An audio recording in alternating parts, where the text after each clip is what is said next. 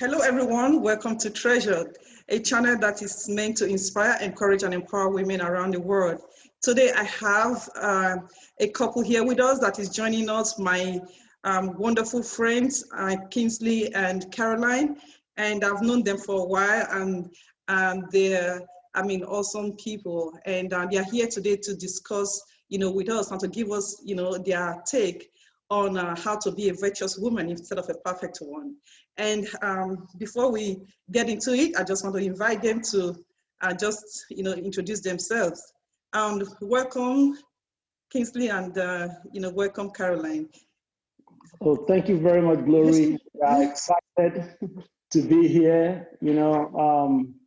It feels like coming back, gaining that connection that we've always had, and the sweet fellowships that we've enjoyed in the past to share it with a larger audience. So I really want to thank you for this opportunity. Oh, thank you. Thank you for coming. Thank you so much.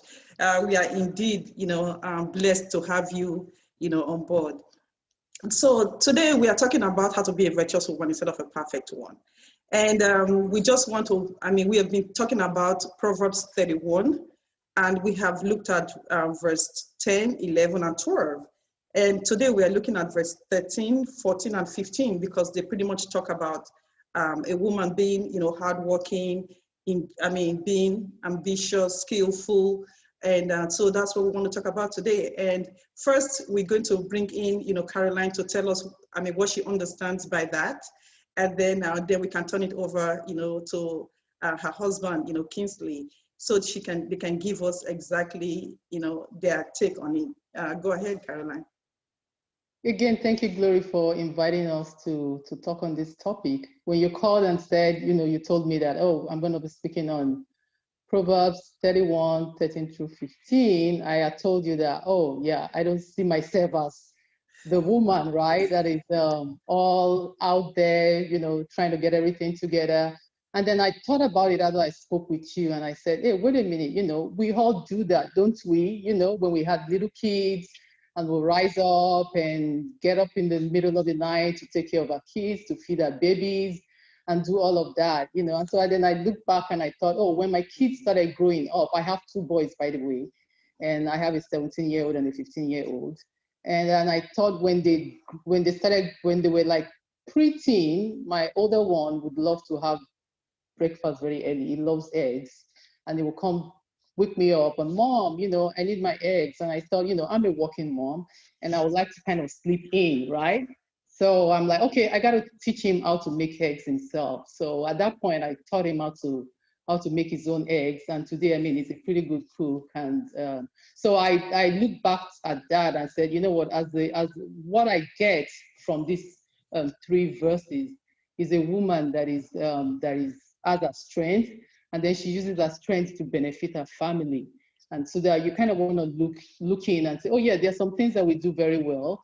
And yes, how can I use this to benefit my family? How can I use it to encourage my kids to bring out the best in them? And so yes, this is a woman that was also intentional in organizing, in strategizing, in taking care of her family and of her community. So my takeaway from those three verses is really to be more strategic, and to be more intentional in taking care of our household. Oh, thank you so much. That's awesome. I'm glad you said she uses what she has to benefit her family.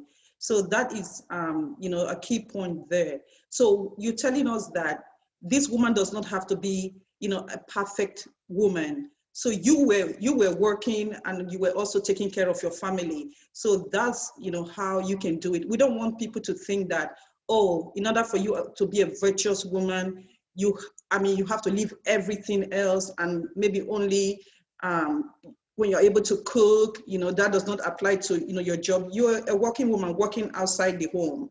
Last week, we had a couple, on Aline and Matt, that she was a stay-at-home mom. Her husband was working outside the home. But today, you are also, letting us know you work outside the home, and, you are also able to use your skills to benefit, your family. And you teach, your children, how, they can also, be independent as well. which, I mean, is very helpful. So we want to see that this virtuous woman, I mean, regardless of her socioeconomic status, her education, her skills, what she does. So in other words, she can, I mean, also be a virtuous woman. So this is not something that is not attainable, you know, for us women, even as working women. This is attainable, I mean, to each and every one of us, right? That's what you're trying to tell us. Correct, yes, because like you said, we all have different skills and different backgrounds and different talents and strengths that we bring into a relationship. I think the key here is, you know, the virtuous woman that was explained in those verses is someone that kind of collaborates with the husband, you know, complements the husband, because the husband supposedly is the king, and then you know, he's not just sitting in idleness and thinking everything is going to be taken care of. She's doing, you know, she's doing her part to make sure that things get done in the family and in the community. And so, yeah, so that's what we have to look at as women. What can we do, you know, to partner with our husband or our spouse, you know, to do the best that we can to further the work that we're trying to do, and then to, you know, to establish God's kingdom in our own. And so whatever strength we have, yes, absolutely, those 3 verses are talking about rising up early and cooking and feeding your family. And then he also talks about being strategic about it. You know, the way we feed our families, the way we take care and nurture our own and nurture our kids and even help our husbands. So yeah, it's just kind of owning in on those skills, and whatever it looks like, it can be different for every woman. I know so many women that are, you know, that are strong and doing what they have to do, and that's different. You can be an homemaker, you can still make those impact. But the key thing really is just to be intentional and to be strategic about it, you know, and just to kind of focus on trying to bring up our kids, you know, to bring out even the strength in our own kids, to kind of nurture them and push them at the same time into their own gifts and talents. Oh, thank you so much, Caroline. And we're going to turn it over to your husband now, because I always like to get the man's perspective when we talk about issues, you know, that concern women. So take it away, Kingsley. Oh, thank you, Glory. I think I want to come in from where Caroline just stopped when she talked about the woman is a woman that complements her husband. You know, as a background, let's also remember that Lemuel was a king, and the mom has observed, probably the mom used to be a queen at one time. Maybe Lemuel was now to take over. We don't know so much about Lemuel, as it were. That's the only place in scripture where his name was mentioned. And the mom was just advising his son. First of all, she started, if you look from verse 1 to like verse 12, she was talking about, you know, don't get drunk, don't get into women, to lose women. You know, you need to be sure, comport yourself as a king. Make sure that you're a voice to the voiceless. Make sure that you reach out, don't just because of where you are, and don't, you know, not able to relate to people who are lower than you, as it were. Then she began to talk about the type of woman that she wishes Lemuel to have. You know, say, Lemuel, these are the qualities of the woman I want you to go look for, who can really help you to become successful as a king. And I think, looking at from a male perspective, the whole thing that Lemuel's mom listed is a very tall order. You know, several things. Yes, it is. Which every mother, you know, if you tell a mother to go look for a wife for the son, I'm sure most mothers will give you the same laundry list. So it would have been interesting to see if the wife that Lemuel finally married actually did those things 100%. Yes. So it's a very good roadmap for every woman to look into and say, you know what, this is the wish of the mother of the king for the wife that will befit the husband, the son. So it's a good place to start from. It's a good thing to look at to say, okay, how am I doing in all of that? But I want to say this is ideal. And again, the king's heart and the heart of the wife must be won before any of these things will occur. You know, when the mom started listing the qualities of this lady, she said the heart of the husband is at peace with her, that both of them, you know, have perfect communication and they know what to do at different times. The king is at the gate taking care of issues. The wife is at the home knowing that she is the manager of that home. So maybe we'll talk a little more on that. Let me stop here so that maybe Caroline can come in as well. Okay, so based on what you just said, and so this ideal situation, that is really where a lot of women, they kind of have this, conflict, like, oh no, this woman does not exist. They think this is like somebody's wish, like it's a wish list, like, they don't think this woman. What do you think about that? It's just, to me, I think is just like something like a model, like, okay, this is what I would, like, this is how it should be, this is how it should be. We're not saying that you have to be perfect. Let's take perfection out of it, because no one is, really perfect. I think that's what a lot of women have struggled with. Like, oh, they read that, they're like, oh, please, that woman does not exist. So, no, it's true. They said, please, that's a wish list, that woman does not exist. But these are attributes, these are qualities that will help us succeed, in our individual roles, as women. So so that's really what I'm talking about. It's not about, perfection. So that's really what I want you to, if you want to elaborate on that, the ideal, woman. Yeah. Go ahead, Caroline. It's open to either one of you. Oh, okay. Yeah, absolutely. I mean, if you look at those verses, it can be intimidating as a woman to like, oh yeah, I'm not this, But really, anything in the Bible, like you said, it's a guide, like a model of what you can aspire to be.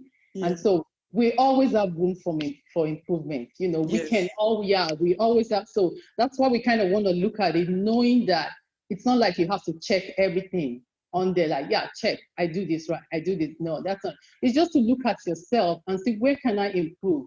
Correct. I haven't, because that's the goal of Christianity. That's the goal of us coming to Jesus, so we can be the best versions of ourselves. Yes. I can look at it and say, oh no, that's not me. But I do have room for improvement in my life. Even with the skills and the talents that God has given me, there are times when I need to be pushed a little. Even my kids push me a little to say, Mom, you said you want to do this, you can do it.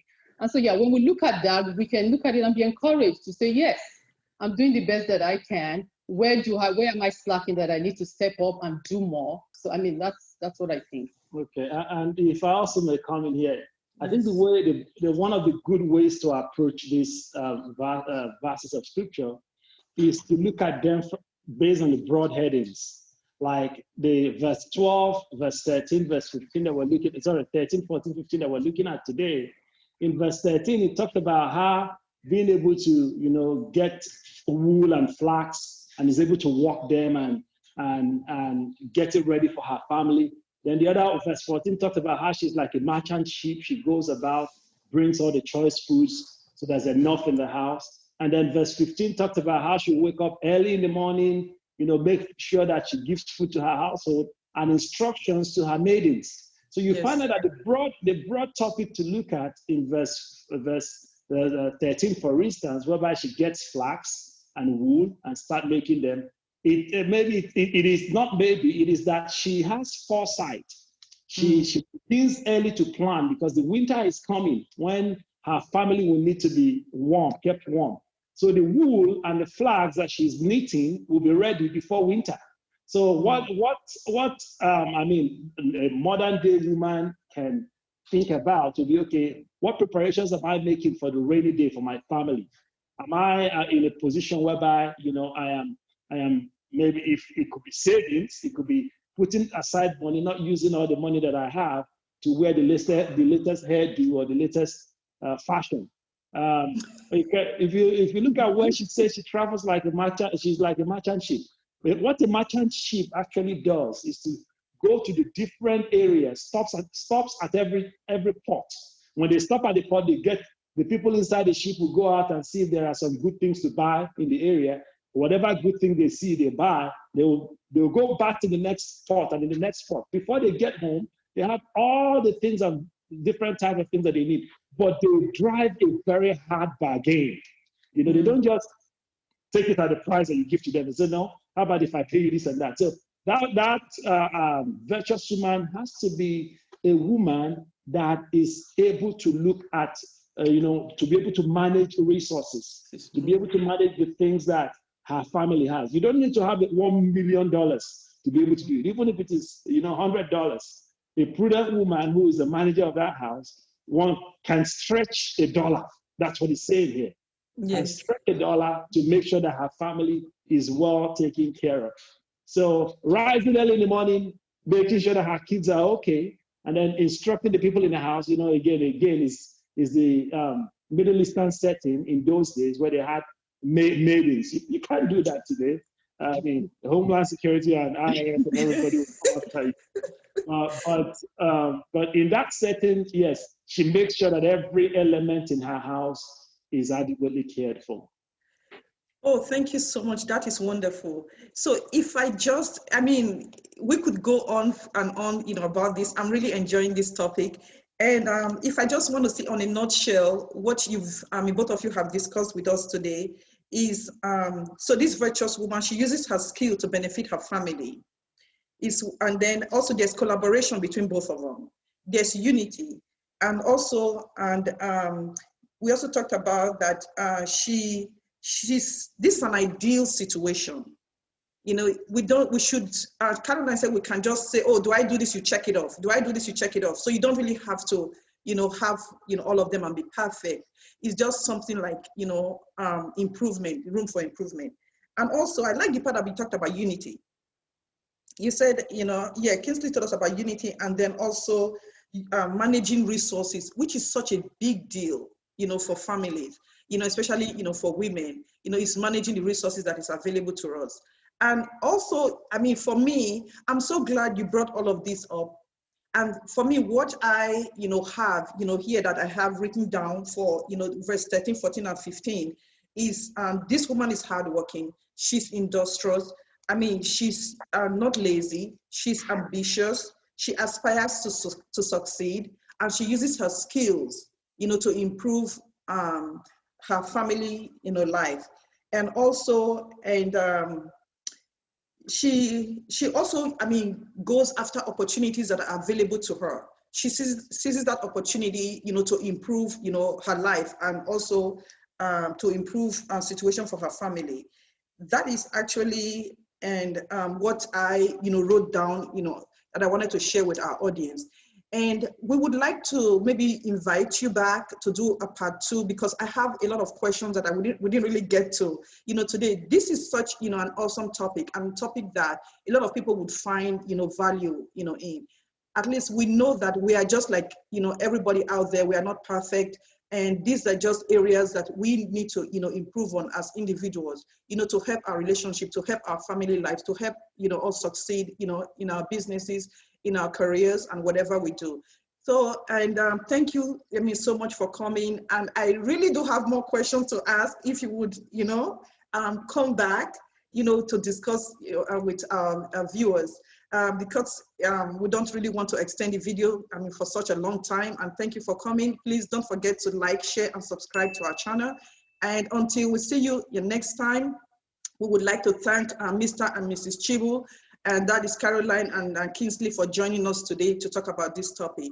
And thank you so much, everyone. And stay blessed until I see you next time.